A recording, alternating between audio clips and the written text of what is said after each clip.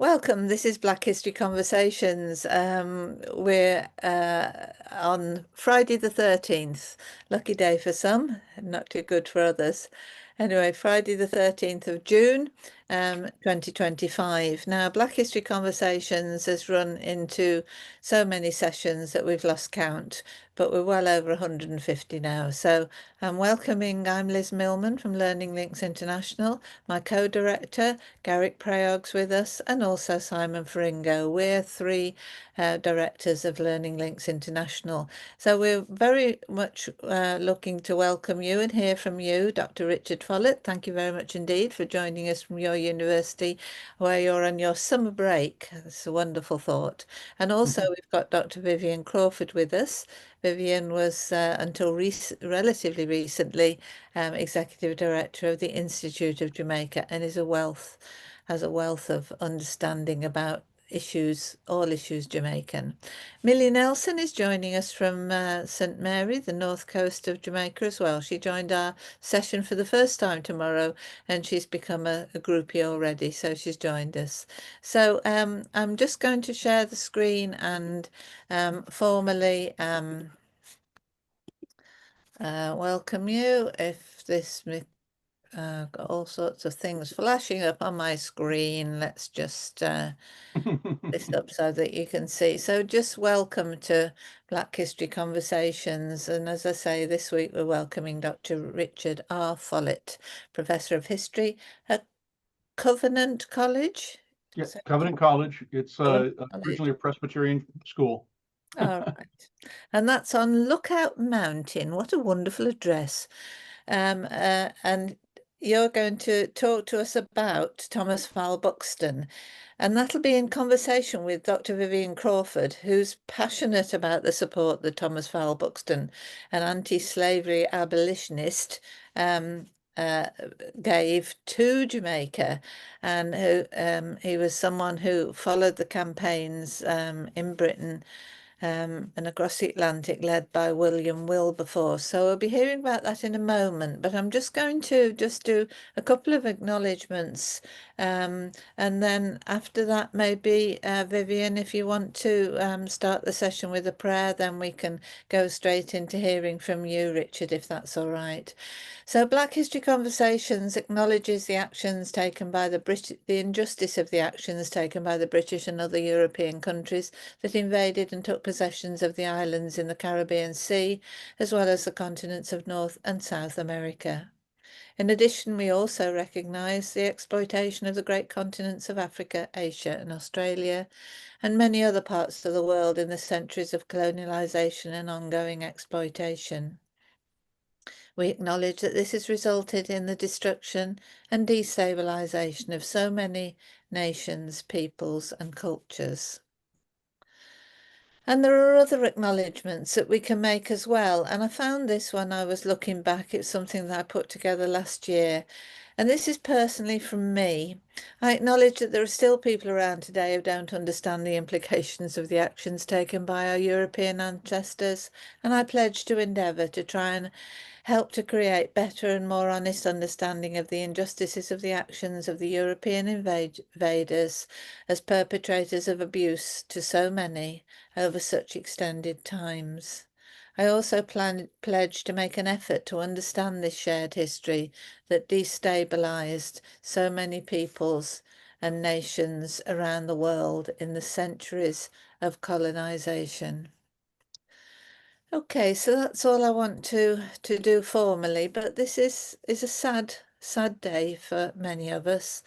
The news was broadcast and transmitted around the world to say that we've lost a very good colleague, Professor Sir Geoffrey Palmer, and I think I'm just going to leave that there, and next week we'll talk more about it. But Jeff, I think you've got some memories, so I'm going to let you, Vivian, talk now. If you do the prayer first, and then maybe you'd like to share with us the time that you met Professor Sir Geoffrey Palmer. What a wonderful person and such a sad loss. Thank you, Vivian. Thank you. Thank you, friends, colleagues. Let us pray in reverence. We acknowledge the presence of God, who is our maker, defender, redeemer, and friend. We acknowledge that we are here on planet Earth on the relate team of life, and each of us is given a baton, and we pray for guidance that we do not drop the baton, but pass it on to the next. We remember those who mourn and remember the family of Professor Sir Geoffrey Palmer, and we thank you, God, for lending him to us, and that as he has finished the race, and we applaud him as we return him to you. We place this meeting into your hands to guide our chair, Liz, and our guest, Professor Follett, and all those who will participate in this meeting. And we pray that what we do will be to your glory and the extension of your kingdom here on earth. For yours is the kingdom, yours is the power, and yours is the glory, forever and ever. Amen. Well said. Thank you so much. Thank you. But talking and reflecting about Jeff, you were just telling us something as we were starting, Vivian, about Yes. the time Well, you met Geoffrey Palmer. Welcome, Gwa. Welcome, Barrington. The duration will be in keeping with my height. Sir Jeff and I shared that height. I was saying fortuitously, I was a guest speaker in 2012 at a banquet in Birmingham, the Jamaican diaspora, Bev Lindsay, and High Commissioner there at the time, Aluna Samba, and my brother and I were leaving the hotel now to get a taxi to go to the banquet. And we saw this gentleman hurrying and coming up, and he said, you guys going to the banquet? He said, sure. And then we asked, you're going? He said, yes. So we waited. We decided to wait. He said, sure, yes, we waited. And then when I returned, he and my brother and I, we sat there and we spoke for almost until 2 o'clock in the morning. Then I got to learn so much about Sir Geoffrey that he came from a place in St. Elizabeth, Jamaica, the parish Malvern, of course, named after the Malvern Hills in England. And then his mother had migrated to England, so he came to Kingston to live with his aunt. And his aunt lived in Allman Town. Now, Allman Town is near to National Heroes Park, where the national heroes are remembered and some are buried. And then he had to walk quite some distance because he was of the Moravian denomination. He walked quite some distance from there to North Street Congregational School. Now, North Street Congregational School is near to Kingston Public Hospital, built 1776. And so he went to school there, primary school, elementary. And then from there, he went to a school called Kingston Senior School, which is a equivalent of a high school. Then he migrated to England, 1955. Then he told me when he came to England, he was placed in a class for the retarded. And I close by saying that he's Scotland's first person of that complexion to be a professor. Where God guides, he provides. Thank you. Thank you. We'll hear some more about Sir Geoff's amazing life next week, and we'll focus our session on that. The news is really very close to both, I'm sure, you, Vivian, and to Garrick and to I. So we're just welcoming two of our colleagues. We've got Barrington Richardson, the Director of Education for Regional Director for Clarendon, and we've also got the AC African Caribbean Institute of Jamaica Memory Bank Director. So we've got Dr. Kurt Henry joining us as well. So that's wonderful that you're able to join us. Thank you very much indeed. Okay, Jackie Pennant's also joining us, so people are coming in now.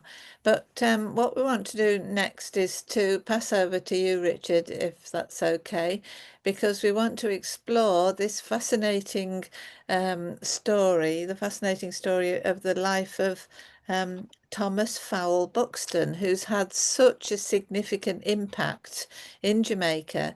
But you may not know about that. We don't know what you know. So tell us something about this anti-slavery abolitionist, the guy who took on, sounds a bit disrespectful to call him a guy, but the person, he was obviously in action and busy with this work, involved in this work when William Wilberforce passed on, and he picked up the baton, as we've just heard from Vivian Crawford. Okay, over to you then, Dr. Richard Follett. We're looking forward to hearing about the life and times of Thomas Fowell Buxton. All right.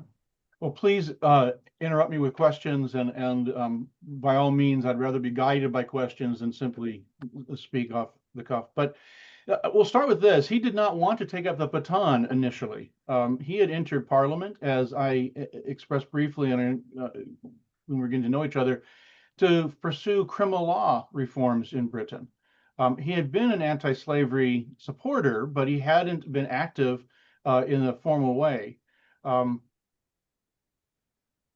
He enters Parliament for the first time. He speaks in 1819. It's all about prison reform and basically curtailing what Wilberforce had called the Bloody Code of English law, which made many property crimes capital offenses. So that's his background. Before that, he had actually come from a family that had some rural roots in East Anglia. But in order to make ends meet and to support his wife in a way he thought fit, he'd actually joined his uncle's brewery, which I was struck by the connection that made to Dr. Palmer, and basically became part of the Truman, Hanbury, and eventually Truman, Hanbury, and Buxton Brewery in East London, which became over time one of the biggest breweries in Britain and indeed in the world. That's where he made his money. But it also brought him into contact with a lot of issues in central London.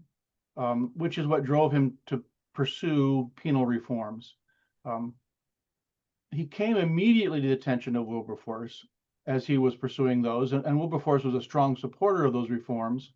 And then as the anti-slavery organizations at the time in the late 18-teens and early 1820s began to think about turning away from simply enforcing the anti-slavery trade aspects of things, they started talking about who's going to take on the next step, the step of actually abolishing slavery in the British Empire. Wilberforce was a relatively old man at that point and didn't feel he was up to a full campaign. And so after consulting with people and watching Buxton's performance in Parliament, he approached Buxton to take the reins. He wrote him a very endearing letter in 1821. It took Buxton another almost 2 years to finally commit, partly because he knew that there was still work to be done on the criminal laws. There were other areas that he's also gotten involved with by that point, but he also knew there would be tremendous opposition if he were to get involved in the anti-slavery effort. And as a supporter, it didn't focus on him, but he was a leader, he would know that it would be focused on him. But finally, in the fall of 1822, he said, I'll go ahead and lead. And in 1823, he made his first formal introduction of a bill that was really quite timid. It would have proposed essentially a gradual abolition of slavery. And this is more reflective, I think, of Wilberforce's approach. Buxton's, generally speaking, a little bit more brash in his approach to things than Wilberforce was. A little, perhaps I would say this, a little less deferential. And definitely he's sort of a new man, a man of the new industrial generation. And I think this really comes through when, in late 1823, there is an uprising of slaves in Demerara, and other parts of the Caribbean, it leads the British government to be rather timid about even the very small things they had committed to in 1823. And in 1824, when the Home Secretary got up to speak as to why they were pulling back, Buxton got up with a counter argument and basically argued that as long as you enslave people, there will be uprisings. As long as you enslave people, you're going to find that there is resistance. And it doesn't take a British abolitionist to tell them that they're enslaved. They know they are enslaved. If I may, I'll share just a really quick note from one of his speeches on this in 1824, where he basically attacked the argument that the abolitionists had stirred things up and convinced slaves that they were treated unjustly. He said, that's ridiculous. He says, quote, he sees the mother of his children stripped naked before the gang of male Negroes and flogged unmercifully. He sees his children sent to market to be sold at the best price they will fetch. He sees himself not a man, but a thing. By West Indian law, a chattel, an implement of husbandry, a machine to produce sugar, a beast of burden. And will any man tell me that the Negro, with all this staring him in the face, flashing in his eyes when he rises in the morning, when he goes to bed at night, never dreams that there is injustice in such treatment till he sits himself down to the perusal of an English newspaper, and there, to his astonishment, discovers that there are enthusiasts in England who from the bottom of their hearts deplore and abhor Negro slavery? He goes on to basically argue that as long as the British continue to support the slavery system, there will be violence. It may be mostly on the side of the planters against the Africans, but it's going to be there. And this is really his, as it were, his really sort of full-blown coming out in favor of anti-slavery. And within the next couple of years, he becomes convinced of the need for more immediate emancipation. It then is a fight from there until 1833, and really you needed a change of leadership in the Parliament, a change of kings, as it were, as well, because William IV, while he wasn't necessarily that much more in favor, was less in opposition than George IV. And the new Parliament that comes into being in 1832 to really pass the bill. But even then, the anti-slavery, the pro-slavery forces are so powerful in Parliament that Buxton cannot get a passable bill until they accept, with emancipation, the dreaded apprenticeship, which he didn't favor, but he sort of saw it as a necessary compromise, along with the compensation that I understand you had Catherine Hall talk about a few months back. Yeah. So that is his sort of initial sort of campaign. He would say that he was merely a voice behind which there were dozens and dozens and dozens of other people helping. But he does sort of take on the sort of formal leadership in Parliament. He'll also take on the challenge within a couple of years, recognizing that the apprenticeship as it was being applied was not at all as expected.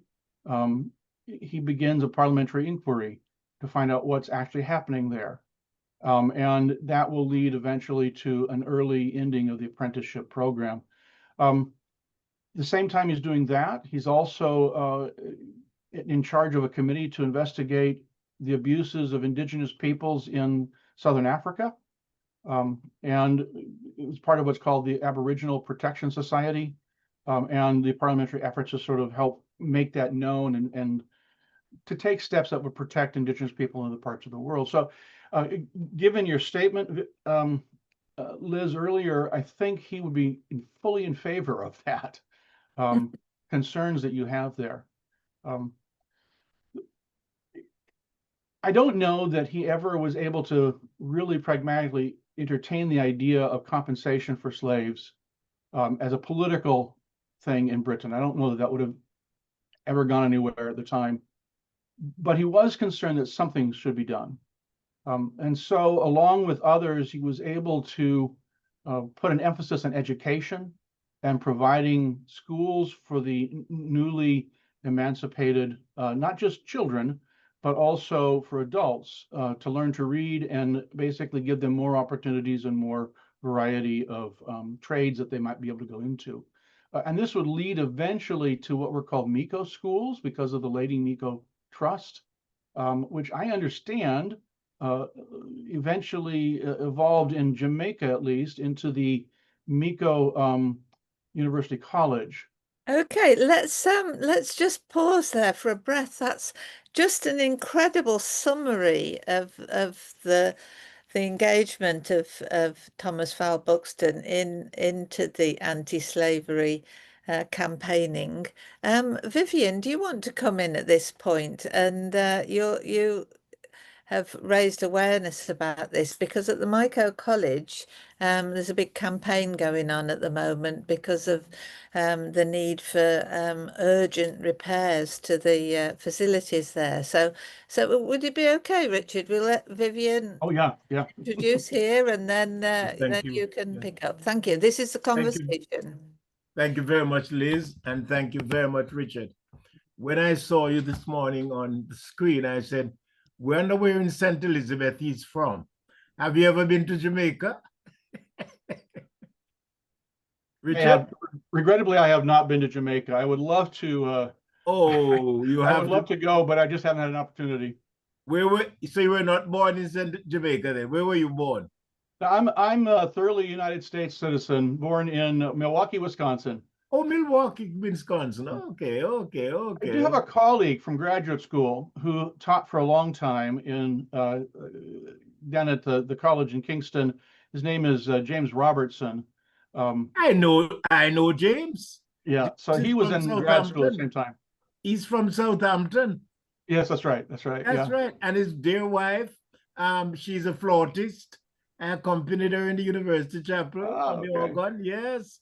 Oh my God, the world is, Liz, the world is very small. But I hasten to say thank you very much, Professor Follett, for your presentation. And I here plead guilty because I am a beneficiary of the legacy of Sir Thomas Fowell Buxton.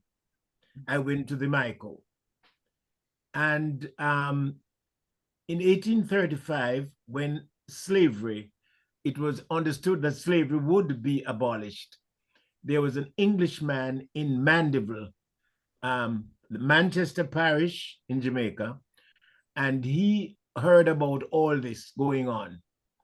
And they realized that there would be 311,000 enslaved who would be freed, and there would be no education. And this reverend gentleman, Reverend John True, he took it upon himself to do handwritten letters to England, and one human being in England, Sir Thomas Fowell Buxton, took the letter seriously, and the rest is history. He identified funds in the British House of Commons, the Lady Miko Trust, and that story is for another time. How this wealthy lady had left the money for her nephew to marry niece, and they said none of that. Love is stronger than all of that.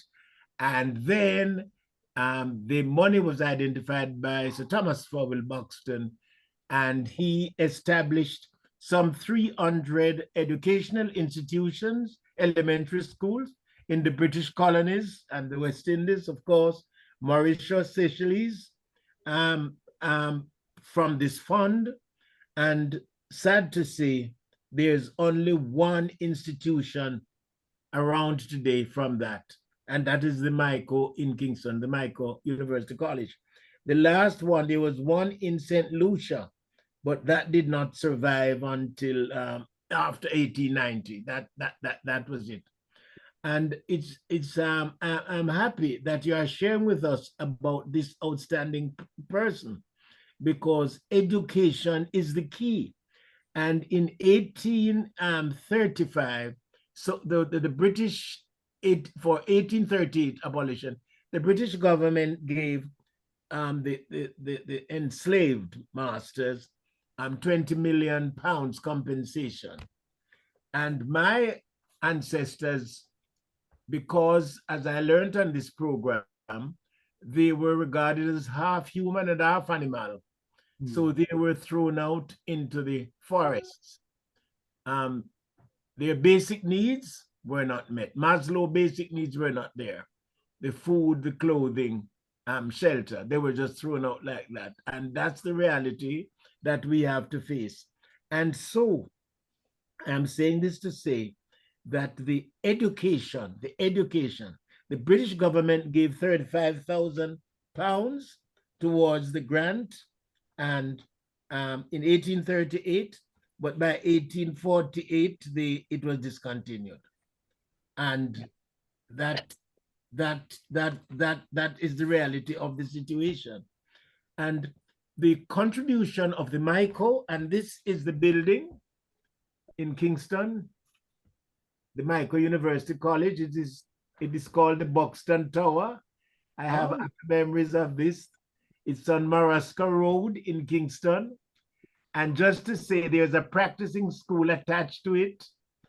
And the first Jamaican to become Bishop of Jamaica, Bishop Gibson, Percival William Gibson, he told me, I had a conversation with him, you see, I am not as young as I look. But he told me that he attended the practicing school and that his mother came from a place, St. Elizabeth, and his father, you see, worked at the Water Commission. And another Jamaican who went to the practicing school also became a bishop, Don Taylor. He was headmaster at a school established by Bishop Gibson in 1925. But Bishop Don Taylor was a bishop at St. John the Divine in New York. The contribution of the MICO to nation building in this country is impatient of debate. The first person to become Minister of Finance was a Sir Harold Egbert Allen, knighted by King George in 1947. The first Speaker of the House of Representatives in Jamaica in 1962, a Myconian, Golding, whose son became Prime Minister. The first Governor General, Sir Clifford Campbell, Myconian, another Governor General, Sir Howard Cook, Myconian. The contribution of Sir Thomas Fowell Buxton will ever live in our hearts. Now, the sad thing, though, is that the building, it was this building here that I just showed you, was built around 1890. And it was built because Jamaica's first university, which was in Spanish Town, Queen's University, collapsed. And because it collapsed, the administration, it had to be discontinued. So they had to get the students who were in Spanish Town, the students who were at MICO. This is not the original site. It's a place called Hanover Street. And so this space was identified that you just saw for the MICO. Suffice it to say, in 1891, it was at this space that Jamaica's first trade show was held, the 1891 exhibition, and it was opened by the Prince of Wales then. So that, in a nutshell, is about MICO and me for now. Well, thank you. I hope you didn't mind me putting this slide up. Seeing is believing.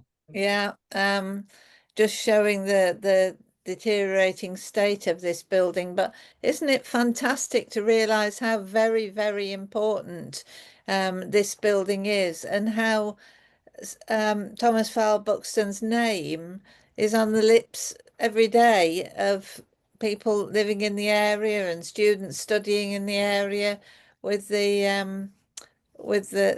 all this information. So there's you, Vivian. Surprise, surprise.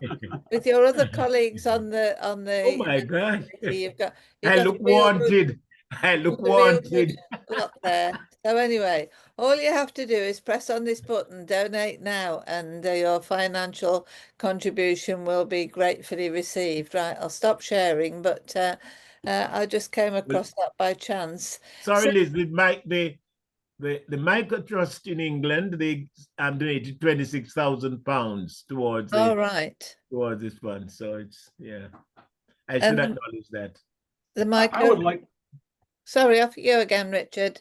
Over to you. I would like to share this information with the folks at the Thomas Fowell Buxton Society. I'm not sure. They may be aware of this current project. I'm just not sure, but they would like to know. Well, Liz, thank you, Liz. Liz, you have that baton, and I beg you to send it off to Prof, because we are in dire need. In fact, we cannot start until we have 60% of the funding.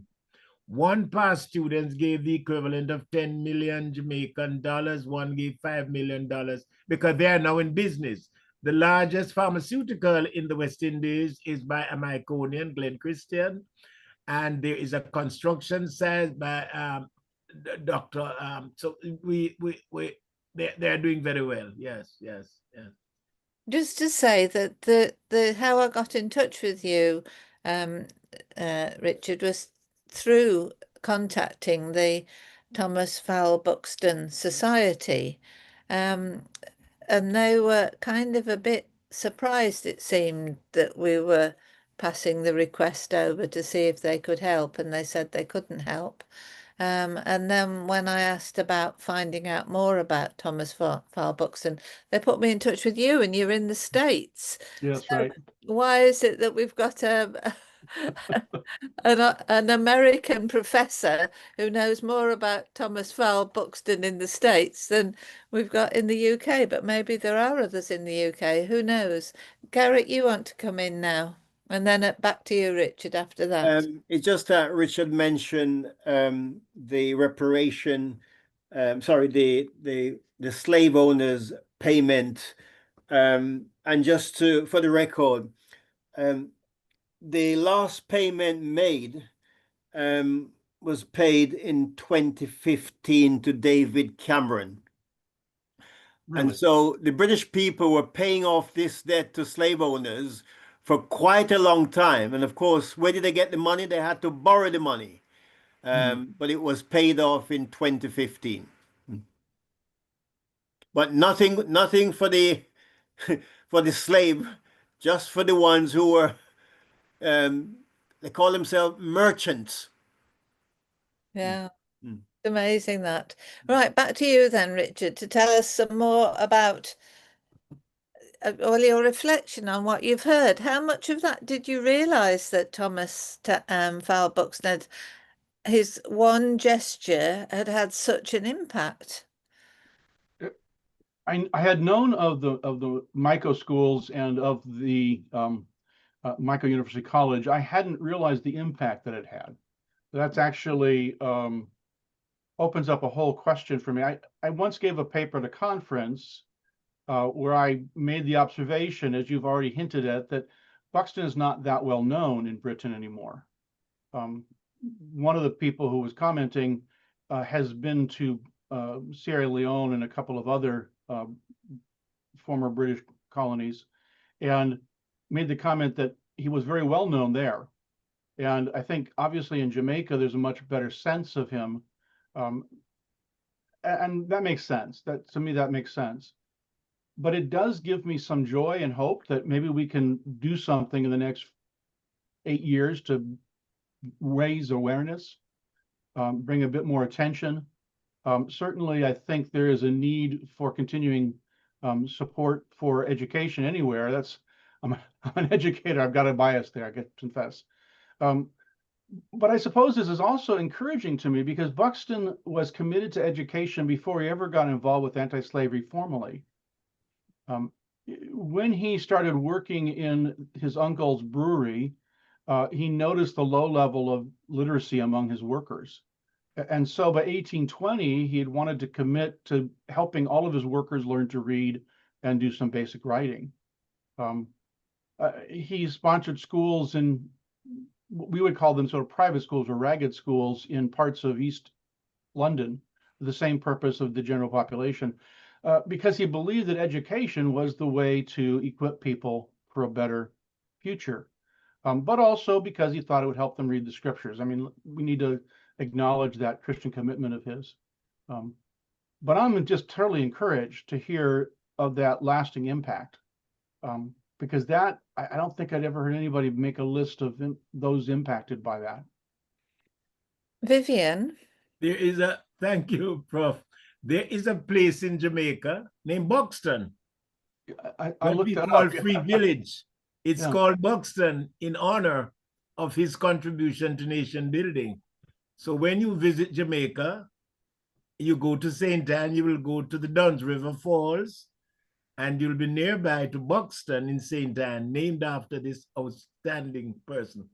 But I'm surprised more is not known about him in Britain, because when you enter Westminster Abbey, one of the largest monuments, of course, is to Sir Thomas Fowell Buxton. I always slip into Westminster just to say thank you, God, for being here, and hi, Sir Thomas. Yeah, you're right. It's not because you couldn't know about him. Yes, yes, yes. Really fascinating. Anyway, back over to you if you've got any more that you want to tell us. Oh, Jackie Pennant's come in with their hand up. Jackie. Yep. You have to unmute yourself, Jackie. I'm There here. we go. Hello, hi. Wonderful. Hello, hi. Hello, Professor Follett. Hi, this is Jackie. Question for you. I'm just wondering about the religious affiliation, and how much, was the church behind the work that he was doing, and what church, Like so many things, it's a mixed bag in Britain at this period. The one group in Britain that was thoroughly anti-slavery, and to which Buxton had a connection, both through his family and through his wife's family, were the Quakers.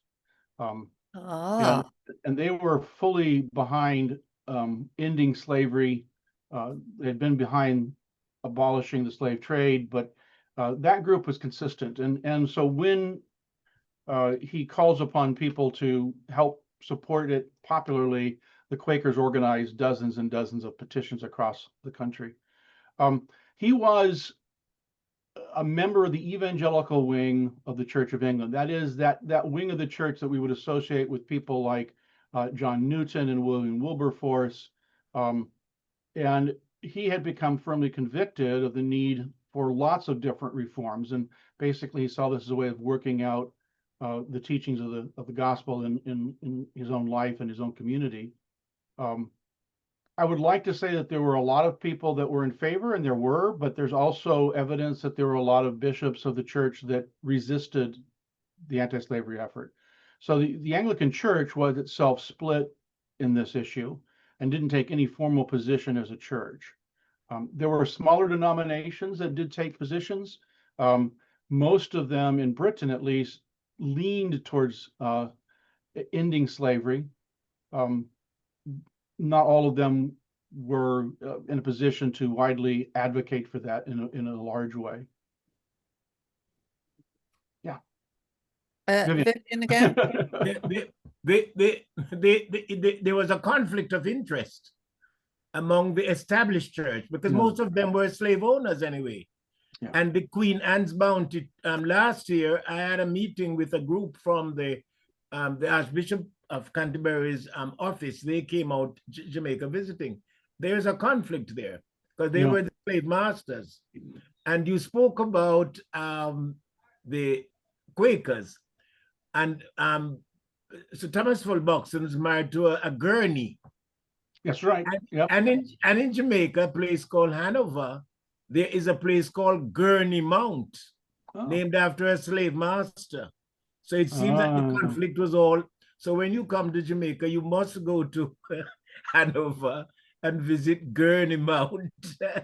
That is also connected with it. But we are grateful to the Quakers for their intervention, because had it not been for their intervention, where we would be. And as Garrett just said, they just finished paying for the debt in 2015. Yes. Yeah. But I cannot understand, though, why there is this resistance towards education. I am perhaps facetious to think that this appeal, which I sent out late last year, with regard to the restoration of the building, which is collapsing, that it would have drawn some attention, but except for the past students of the college and the Lady Michael Trust, it isn't getting the attention. And that for me is very sad. I think we've got Garrick next. Thank you, Vivian, very much. Sorry, yeah, I agree with you, Vivian. It is sad, but the fact is that they would consider they've made their money, so it's almost a job done. You see, the point I'd like to make, Richard, is in reference to one of our Jamaican hero, Marcus Garvey. And Marcus Garvey was very passionate about education himself. I just give you two quotes. A people without the knowledge of their past history, origin, and culture is like a tree without root. And then he went on to say, he believed that knowledge is the key to liberation and empowerment in Jamaica. Garvey advocated for the establishment of schools and educational programs that cater for the needs of Black Jamaican. He envisioned an education system that would teach not just academic subjects, but also African history and culture.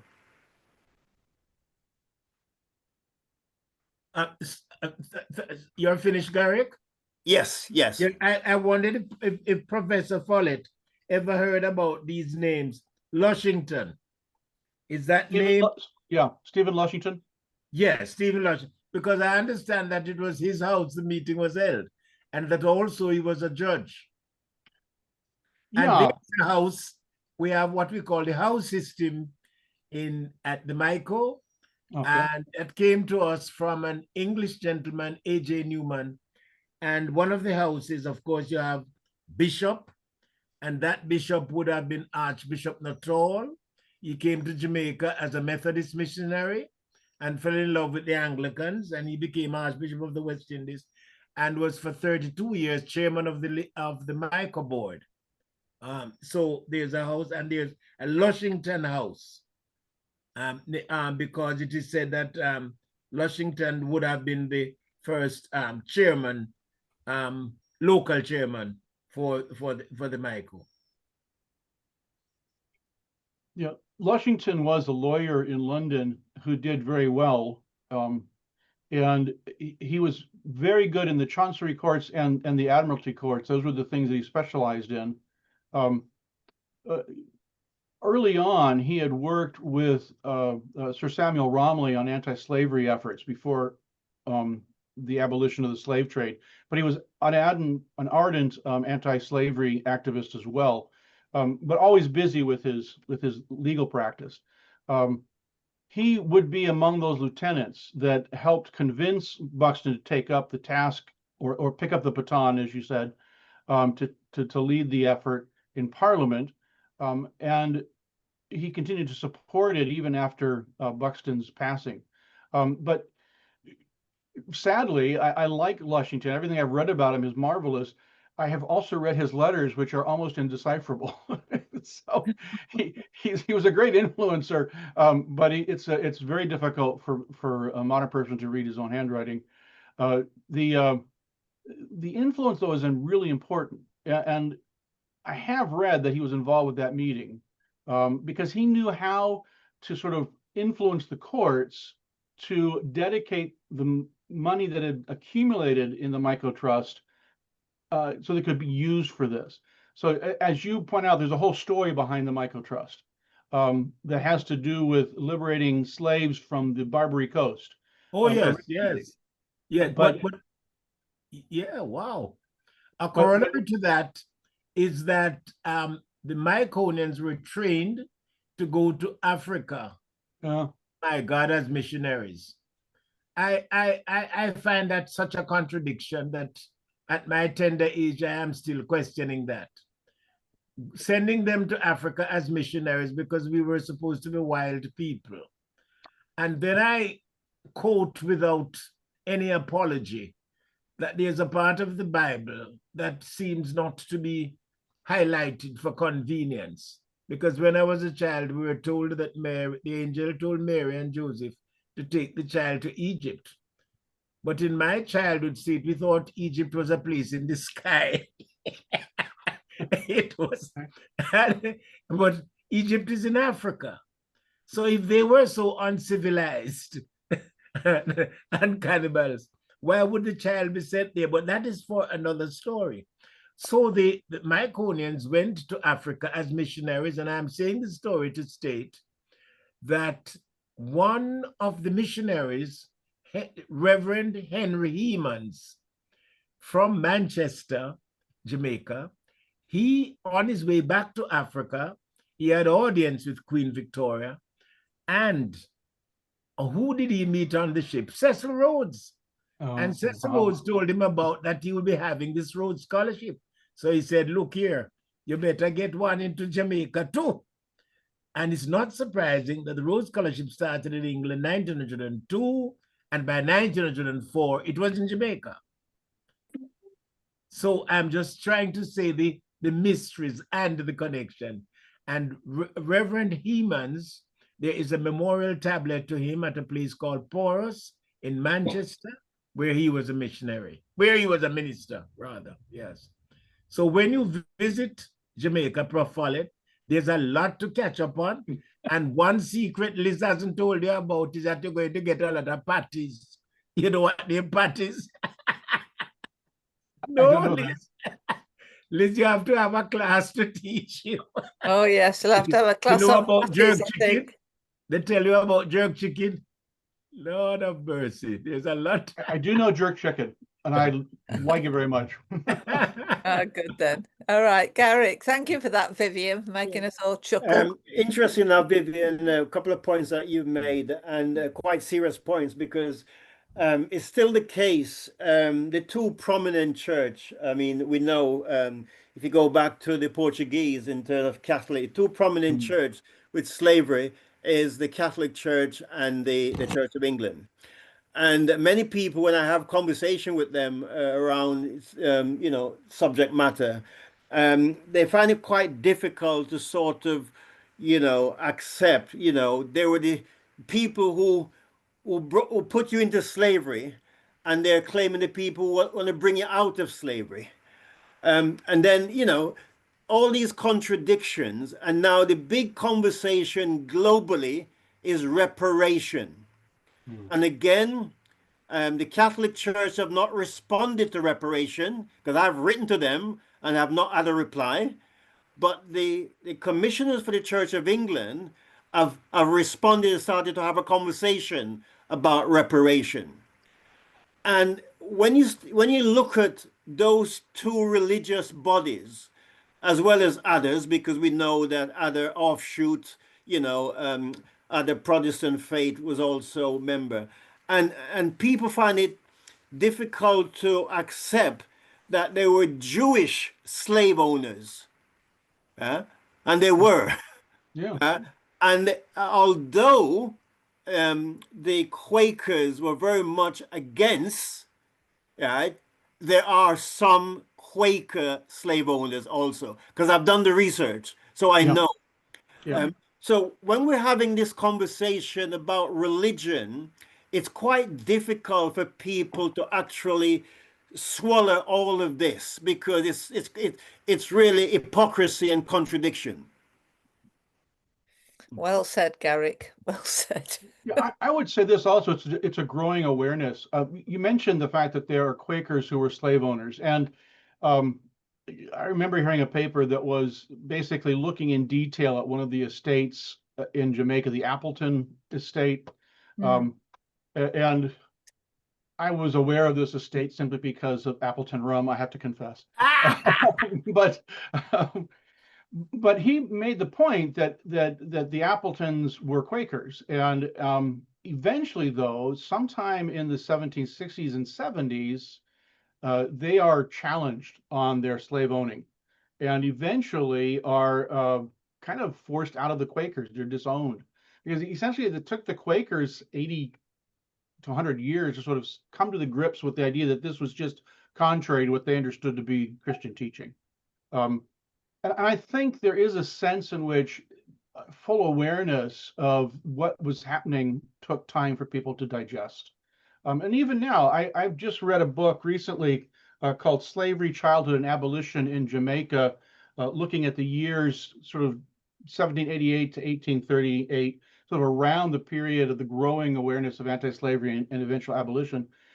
And even there, reading about childhood and the way in which it was distorted, concepts of childhood were distorted and indeed developed related to slavery, to me it was a bit shocking, because I just hadn't thought about that aspect of it.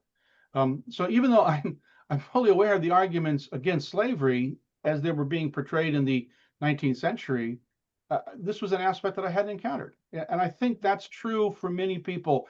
It's a distant problem. I don't have to worry about it until it becomes real and people are forced to confront it. It just seemed like something from a fairy tale, a terrible fairy tale if you got into the details, but it was out there, which is why I think we see the abolitionists in Britain taking such efforts to use visual aids to help people understand. First, what the slave trade was like, but then what actual slavery was like. I think that's a really good point. And Vivian, you're going to come in now. Well, I wanted to say that it's the church. I have such a contradiction with the church. That is for another time. That how could they be telling you and embracing you to a God, and yet there is such conflict on their part? They compromise themselves. That still remains to me a mystery. But what I wanted to say though is that I don't know if you've ever heard of Samuel Barber. Samuel Barber was the assistant to Dr. Samuel Johnson, who compiled the first dictionary. Oh. And Samuel Barber is a Jamaican from a place called Old Harbour. Now that's a very important space, because when the Indians arrived in Jamaica in 1845 as indented laborers, that's where they landed. I'm saying this to say that based on complexion, there is so much that is hidden. Yeah. And I had hoped that the church would be the harbinger of sorting out all of that. And the church is there just almost complacent. Just to say that the Church of England has done various reports, and we had a whole group. This is the largest Black History conversations we ever had. I think we had 75 people join us when we had the Church of England people talking about where they were at with reparations. And I wonder, Vivian, if it might be appropriate to engage with the Church of England with your appeal. I had them in Jamaica, and I got so emotional that Professor Shepherd had to come to my rescue. I couldn't go through that again. All right. Well, maybe others have to try to help. I couldn't go through that. Oh, now I'm going to ask a question, Richard. The book you mentioned, can you tell us the title again and the author? Sure. The title is Slavery, Childhood, and Abolition in Jamaica, 1788 to 1838, and it's written by Colleen Vasconcelos. I don't know if you can see it there. Who is Colleen Vasconcelos? Well, she is a professor of history at another small North Georgia college, but she had done research on, well, she's interested in questions of childhood, but then got into this question of childhood affected by slavery. And so this is coming out of her, I think, dissertation research, for which she had a Fulbright to go to Jamaica and go to the archives in the early 2000 teens. So maybe 2012, somewhere around there, something like that, or maybe even earlier than that. Maybe it was in the early 2000s, and the book comes out in the 2000 teens. So it's not a new book, it's a fairly established book, but I just came across it because of a reference somebody gave me. Right. would you mind showing it us again on the screen, and I can Sure, take I'll the try and screen? hold it still. Oh, that's lovely. Thank you very much indeed, except I've lost my screen. Hang on. Do it again, will you? Is that coming through? On my screen, it's coming through backwards, but it's coming through okay on yours. Yeah, it's coming in the right way around on mine. All right, Yeah. good. Thank you. Thank you very much indeed. So I think that would be of interest. We've got a particular colleague here in North Wales who's doing current day research into child poverty, but also looking at the links with the slave trade through the Penryn estate. Now, Simon, you need to leave us now. That's fine. That's great. Okay. So, wow, fantastic. Now, we've also got with us, Richard, a colleague from the African Caribbean Institute of Jamaica Memory Bank. We've got Dr. Carl with us. So, Kurt with us. Thank you very much. Are you around listening in? Or are you able to join the session and ask any questions? Maybe you've just put the recording on. Anyway, we'll see. If you want to come in, Kurt, please do at any stage. And we're looking forward to Kurt joining us. We're running a short course, Richard, called Exploring Our Shared History, and we're particularly focusing on the links with the Pennant family and the links with the slate industry. So Kurt was able to join us in North Wales before Christmas, and you're going to come and talk to us also about the work that the Jamaica Memory Bank's going to be doing in the little village of Pennants in Jamaica, to get the memories of people, the stories that might have been told from the previous generations. And in all of that, we've also got the opportunity to I'm distracting myself here. We've got the opportunity to explore the story of Robert Rumble, who's a Jamaican hero. And so that should be a useful session. That's on Monday afternoon, Vivian. We're starting that at 4 o'clock here. So I'm not quite sure what time that is with you. I think it's about 10 o'clock on Monday morning. So put it in your diary. So we've got so many things going on at the moment, Richard. I don't know if we know whether we're coming or going, but I'm interested in the book about the childhood abolition and slavery. So we'll follow that one up, and Colleen might be willing to come and talk with us. We love to have authors and researchers join us.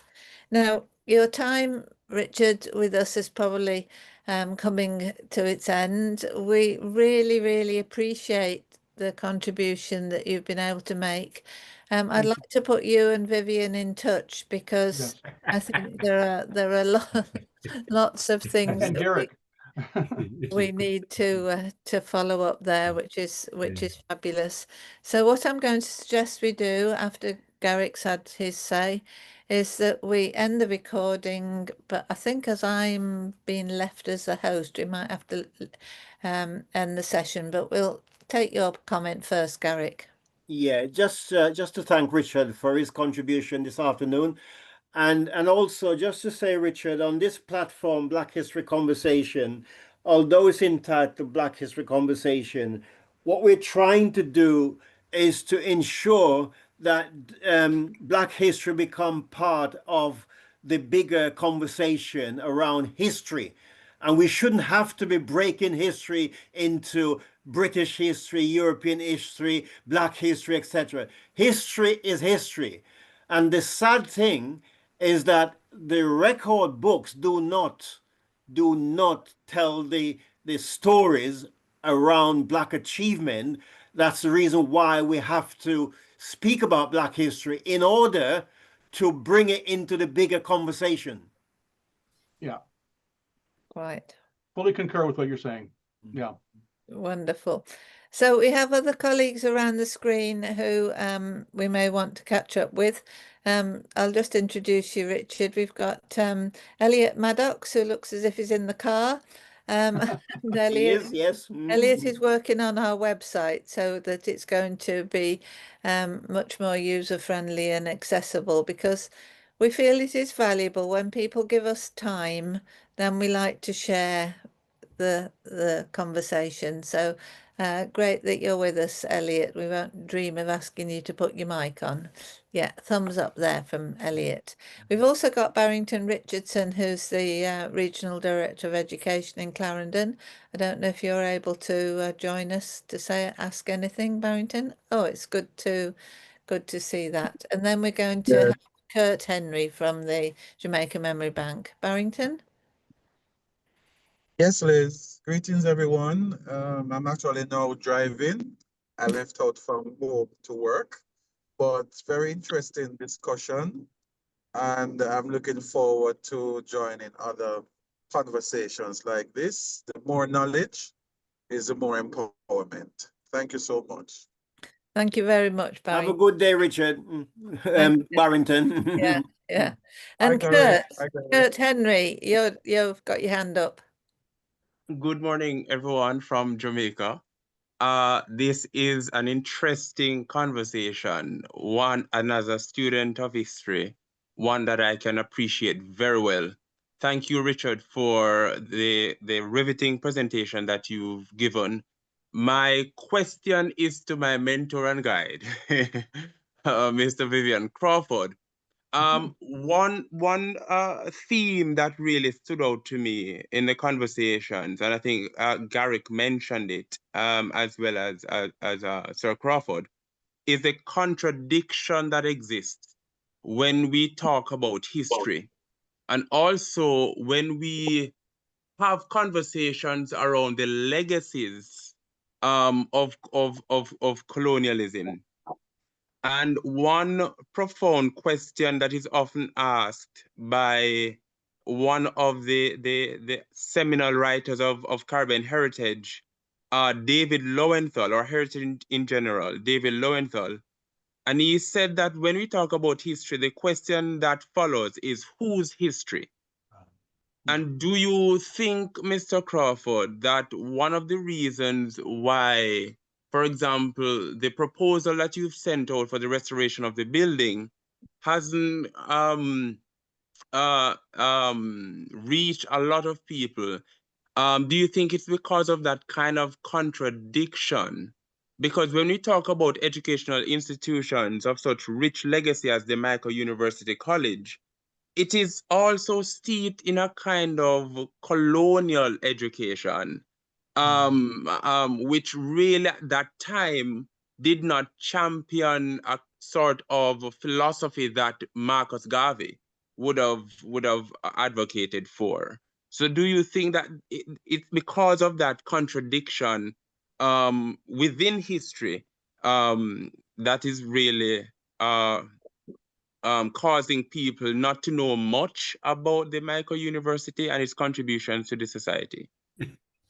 Doc, in Portland, they have a saying, don't start me up.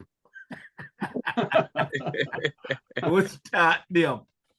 Because the contradiction is the likes of us were supposed to be in the field at this time, getting raw products to send abroad. That's in the subconscious. That is what is in the subconscious. Who are we to have the audacity to be stepping out with attaché cases? So it's going to take a little time. Notice I began the presentation by saying several handwritten letters went out by Venerable John True. One European paid any attention to the letter. So Thomas Fowell Buxton, and the rest is history. So I am not disheartened. I am not frustrated, because I know that there is a one Sir Thomas Fowell Buxton out there. Notice that the the impact did not come from Britain with regard to this presentation this morning. It came from America, and Liz was saying, but stop. When I saw Professor Follett, I said, so he's from Southampton or is he from London? And then I said, America, well, how come you got? I said, my God moves in a mysterious way. Because here it is, America is leading it for us. I will be sharing this with the Michael. It will be on the news all over that Professor Richard Follett, who I thought was from St. Elizabeth in Jamaica, is leading it. So, Dr. Kurt, we are in there. Liz has set up this institution where we can air our concerns. We are eternally grateful. So all will be well because the battle is not ours. It's for God. Thank you very much indeed. Thank you. Gosh, there's lots in that could come back with. But Barrington, you have your hand up.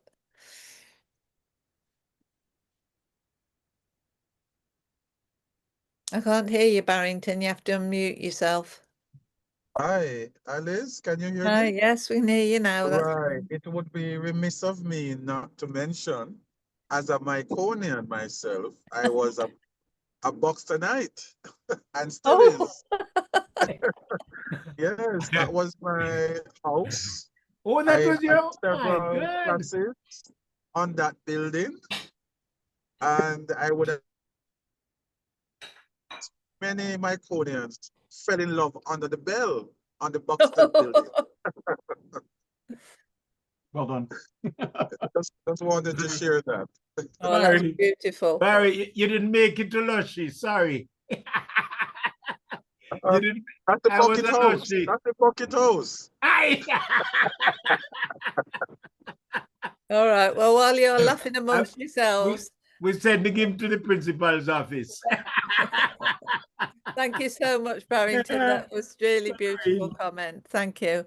Right. So we started in sadness because we remembered that we've lost our very good friend and colleague, Professor Sir Geoffrey Palmer. Next week, we're going to be speaking more about him next Friday. Yeah, we just need time to just take that in. We're also going to be meeting up with you, Dr. Kurt Henry, on Monday on the fantastic Exploring Our Shared History course, which runs on Teams. So I must get round to sending everybody the Teams link for that. And we had a very good session last Monday, didn't we, Garrick? We were able to discuss lots of And things. Vivian was present. Yeah, Vivian was present, and we're doing this with Adult Learning Wales. So for Learning Links International, it's a big thing for us to be taking the step from non-formal learning, which is what we're doing now, to more formal settings. So just so that you know, Richard, we are educationalists, but we come at things from a different sort of way, because when we were talking earlier about how do people understand history and how can they put things together, it seems that we've come up with quite an interesting approach with our non-formal approach, and bringing speakers in, bringing authors in, inviting colleagues to have conversations about aspects of our shared history, but particularly also, Vivian, as you say, our the importance of the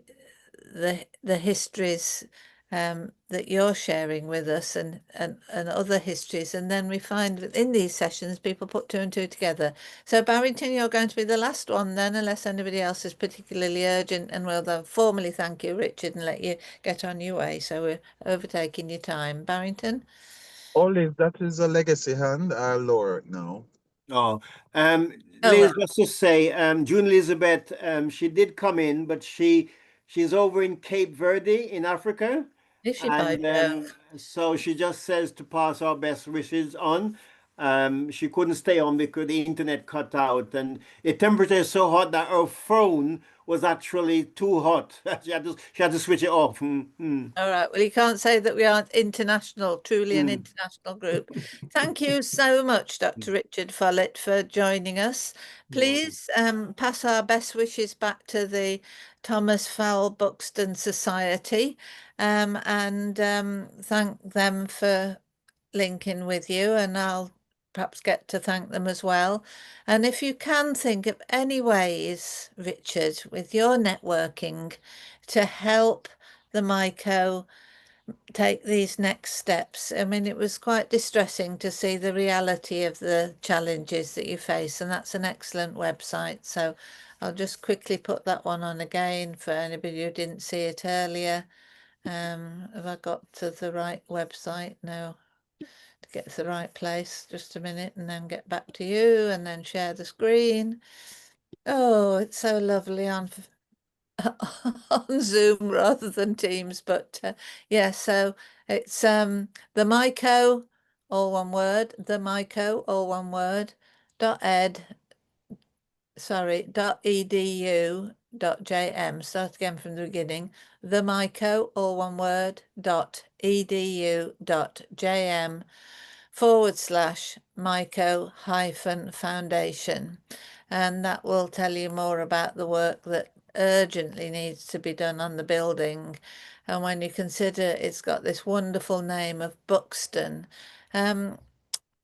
absolutely fantastic. We also, just a little personal point, you recognise that the Gurney family came from Norfolk, and I've got contacts in Norfolk who are interested in possibly following up with the Gurneys, and whether there are any Buxtons there or not, I don't know.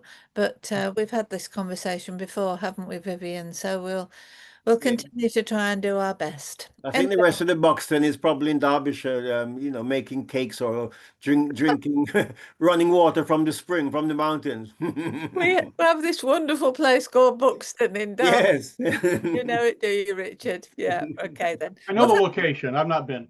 But yeah. All right. Well, I think you better get out and about more, and I think you're going to have the warmest welcome when you get to Jamaica. Elliot, do you want to come in for a moment now you're there? Now that I made it to my destination, greetings everyone. I just have two things I want to say. The first I will say is just wanted to greet Richard since he is a fellow Georgian. I was looking forward to hearing that conversation. And I appreciate all of the insights that you shared about Buxton. It definitely made me want to look into his contributions and everything. There were some comments made by both Garrick and Vivian, and I definitely want to follow up on that with you all, particularly Garrick, when you are mentioning a number of your research and a number of, not to say a number of people, but groups who own slaves. So that's something I will follow up with you on. I'm very interested in hearing that. Now, Vivian, you spoke about a contradiction with the church and how just that whole contradiction. They were against slavery, but they said they was against slavery, but they did not speak, and a number of other aspects. And to me, especially within the most recent, from recent events, not to say I understand the contradiction, but I also see the contradiction with the Catholic Church, or probably any body of church. In particular, Catholic, when it comes to this child molestation, right? I know it's a crime anywhere else, people go to jail. But when it comes to Catholic Church, I don't really see much happening there, even when it is discovered that these priests, or I don't know their position, have violated children, and I don't know if they're walking free or what's happening. So that there is a blatant contradiction, moral, and seems like legal in our day and age now. So it's not surprising to me that during slavery, the Catholic Church were a bit, I don't know, silent or immobile. So that's what I wanted to just address. Thank you, Elliot. There's many things really profound and really disturbing issues that we face and challenge. Okay, but I think we need to let you go now, Dr. Richard Follett. Thank you very much indeed for your Thank time you. this afternoon. And if you want to be in touch with us anytime again, we'd love to hear from you. We've got a current website, which is blackhistoryconversations.com, which is even more shambolic now than it was a little while ago. But it's going to be so organised when Elliot's got his head round it all. So thank you so much, Richard. It's been absolutely fascinating today. Put us back on track as well. I feel really positive. Thank you so much for joining us. Thank you, Vivian, for your contributions as ever. Jackie, it was great to hear from you. Kurt, I'm so glad you joined us. That was really lovely. Millie is up there in St Mary. She's going to be doing the research for us about Llanrumney, or as we say in Wales, Llanrumney, and the famous pirate Henry Morgan. And we'll find out more about that. Brilliant to have heard from you, Barrington, and also Elliot. Thank you. I'm so glad you introduced yourself. I think I've said everybody now. So many thanks to you all. See you on Monday, Kurt, and we'll send everybody else some information about that in case you want to join.